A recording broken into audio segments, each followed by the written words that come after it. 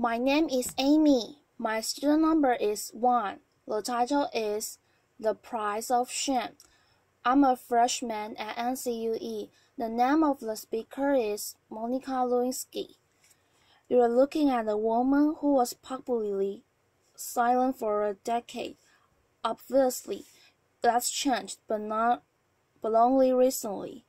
It was several months ago that I gave my very first major public talk at the Forbes 30 Under 30 Summit. 1,500 brilliant people, all under the age of 30. That means that in 1998, the oldest among the group were only 14, and the youngest just 4. I joked with them that some might only have heard of me from rap songs. Yes, I mean rap songs. Almost 40 rap songs. Laughter. But the night of my speech, a surprising thing happened. At the age of 41, I was hit on by a 27-year-old guy. I know, right? He was charming and I was flattered and I declined. You know what his unsuccessful pick-up line was? He could make me feel 22 again. Laughter, applause. I realized later that night I'm probably the only person only 40 who does not want to be 22 again. Laughter, applause. At the age of 22, I fell in love with my boss, and at the age of 24, I learned the devastating consequences. Can I see a show of hands of anyone here who didn't make a mistake or do something they regretted at 22? Yeah, that's what I thought. So like me, at 22, a few of you may have also taken wrong turns and fallen in love with the wrong person, maybe even your boss. Unlike me, though, your boss probably wasn't the President of the United States of America. Of course, life is full of surprises. Not a day goes by that I'm not reminded of my mistake, and I regret that mistake deeply. In 1998, after having been swept on into an improbable romance, I was then swept up into the eye of a political, legal, and media maelstrom like we had never seen before. Remember, just a few years earlier, news was consumed from just 3 places: radio, newspaper, or magazine, listening to the radio, or watching television. That was it, but that wasn't my fate. Instead, this scandal was brought to you by the digital revolution. That means we could access all the information we wanted, when we wanted it, anytime, anywhere, and when the story broke in January 1998, it broke online. It was the first time that traditional news was usurped by the internet for a major news story, a clip that reverberated around the world.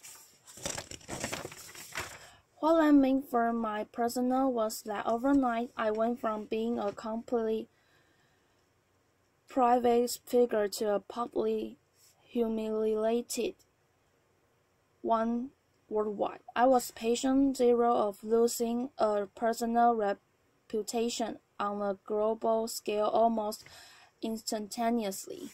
This rush to judgment enabled by technology led to mobs of virtual stone throwers.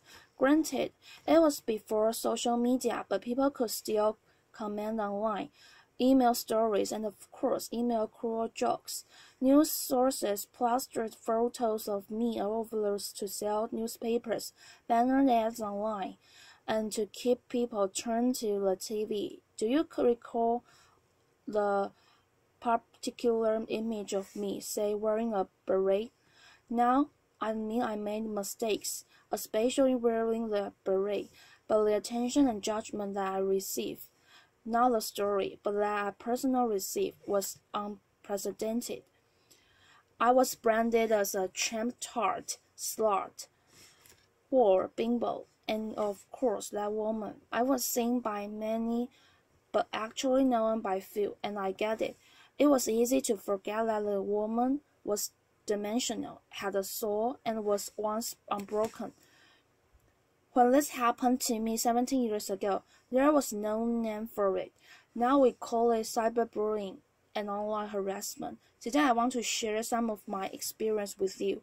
Talk about how that experience has helped shape my cultural observations and how I hope my past experience can lead to a change that results in less suffering for others.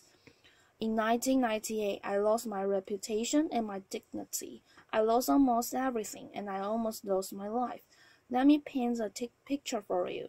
It is September of 1998. I'm sitting in a windowless office room inside the office of the Independent Council underneath humming fluorescent lights. I'm listening to the sound of my voice on surreptitiously taped phone calls that a supposed friend had made the year before. I'm here because I've been legally required to personally authenticate all 20 hours of taped conversation for the past 8 months.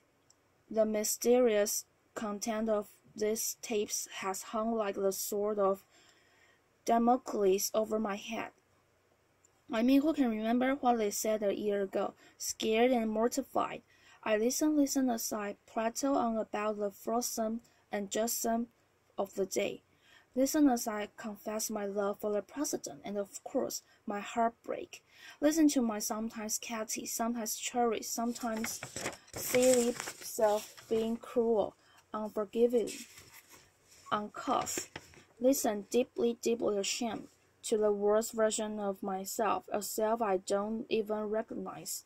A few days later, the Star report is released to Congress, and all of those tapes and transcripts, those stolen words, form a part of it.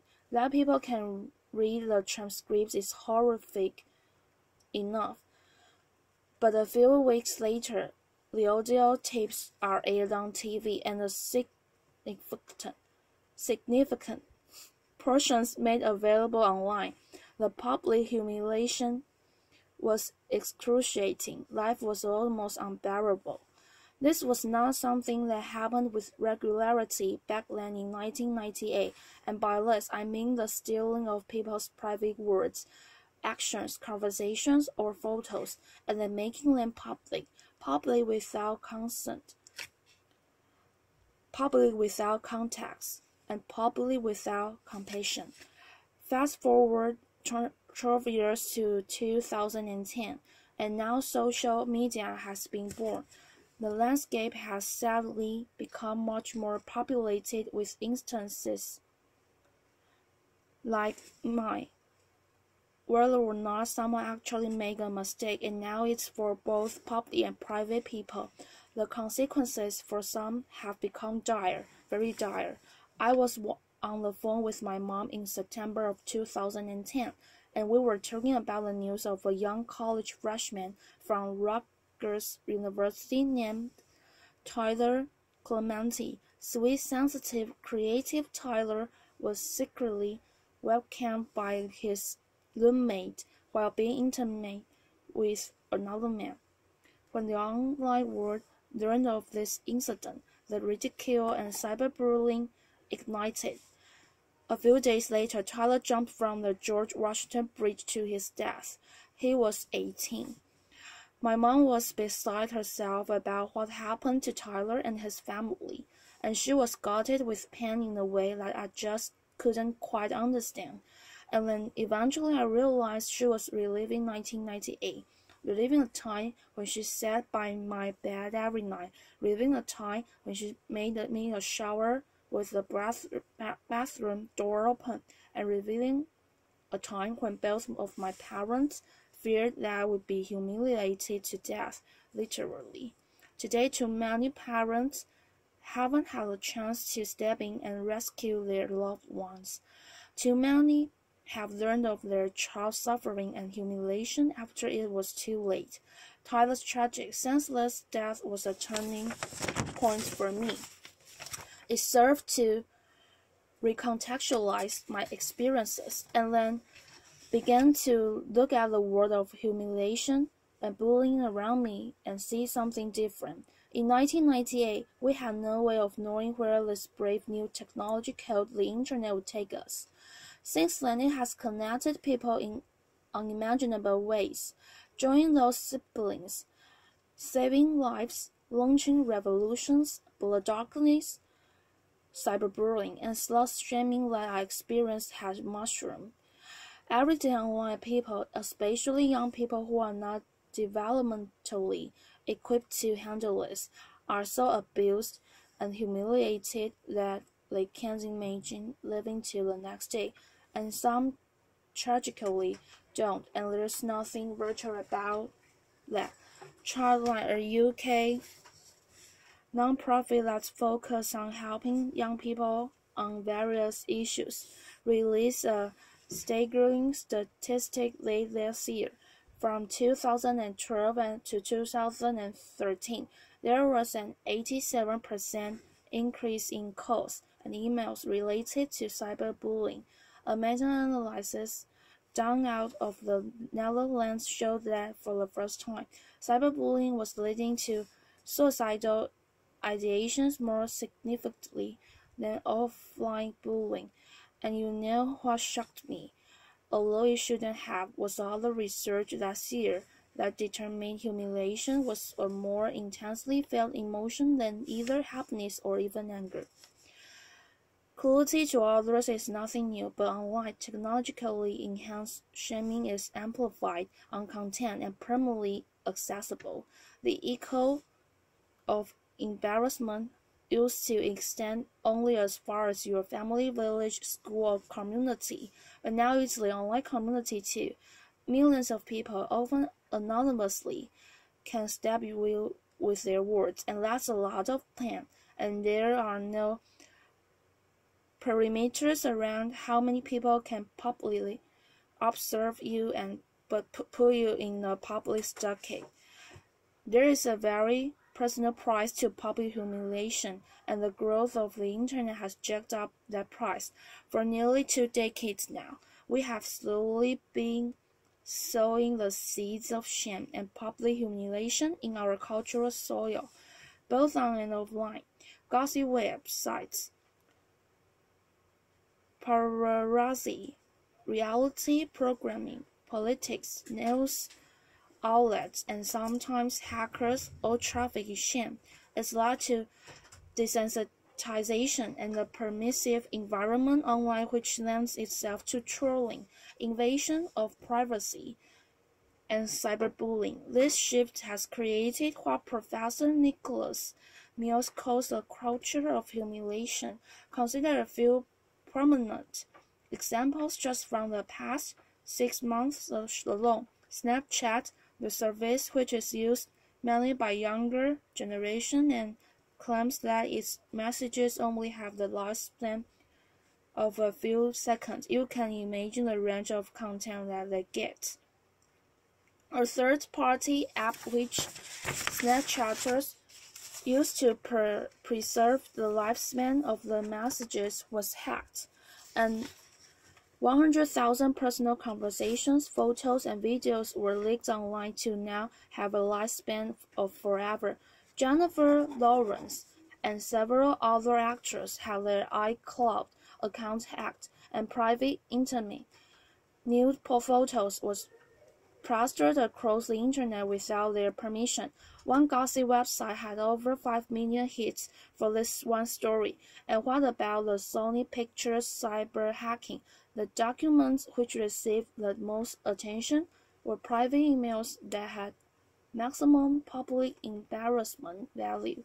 But in this culture of humiliation, there's another kind of price tag attached to public shaming. The price does not measure the cost to the victim, which Tyler and too many others, notably women, minorities, and members of the LGBTQ community have paid, but the price measures the profit of those who prey on them. This invasion of others is a raw material efficiently and ruthlessly mined, packaged, and sold at a profit. A marketplace has emerged where public humiliation is a commodity and shame is an industry. How is the money made? Clicks. The more shame, the more clicks. The more clicks, the more advertising dollars. We're in a dangerous cycle. The more we click on this kind of gossip, the more numb we get to the human lives behind it. And the more numb we get, the more we click. All the while, someone is making money off the back of someone else suffering. With every click, we make a choice. The more we saturate our culture with public shaming, the more accepted it is. The more we will see behavior like cyberbullying, trolling, some forms of hacking, and online harassment. Why? Because they all have humiliation at their cores. This behavior is a symptom of the culture we've created. Just think about it. Changing behavior begins with evolving beliefs. We've seen that to be true with racism, homophobia, and plenty of other biases, today and in the past.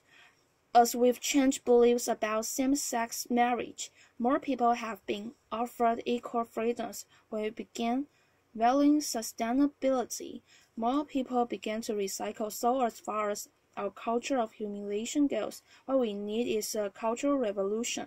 Public shaming as a blood sport has to stop, and it's time for an intervention on the internet and in our culture. The shift begins with something simple, but it's not easy. We need to return to a long-held value of compassion and empathy. Online, we've got a compassion deficit and empathy crisis. Researcher Bryn Brown said, and I quote, "Shame can't survive empathy. Shame cannot survive empathy. I've seen some very dark days in my life, and it was the compassion and empathy from my family, friends, professionals, and sometimes even strangers that saved me.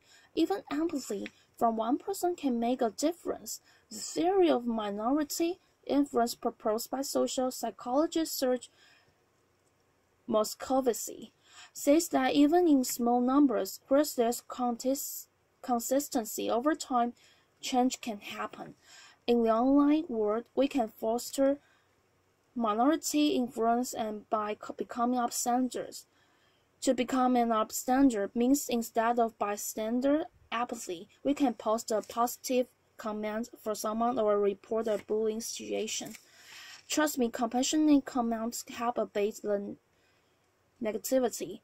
We can also counteract the culture by supporting organizations that deal with these kinds of issues, like the Tyler Clementi Foundation in the US. In the UK, there's Anti-Bullying Pro, and in Australia, there's Project Rocket. We talk a lot about our right to freedom of expression, but we need to talk more about our responsibility to freedom of expression. We all want to be heard, but let's acknowledge the difference between speaking up with intention and speaking up for attention.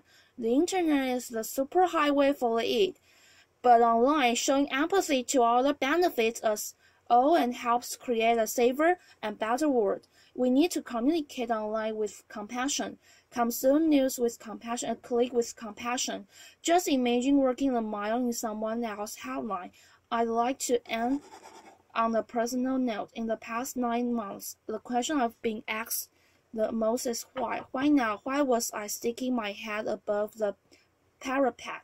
You can read between the lines in those questions, and the answer has nothing to do with politics. The top note answer was, and it's because it's time. Time to stop tiptoeing around my past. Time to stop living a life of opprobrium, and the time to take back at my narrative. It's also not just about saying myself. Anyone who is suffering from shame and public humiliation needs to know one thing: you can survive it. I know it's hard. It may not be painless, quick, or easy, but you can insist on a different ending to your story. Have compassion for yourself. We all deserve compassion, and to live both online and off in a more compassionate world. Thank you for listening. Applause.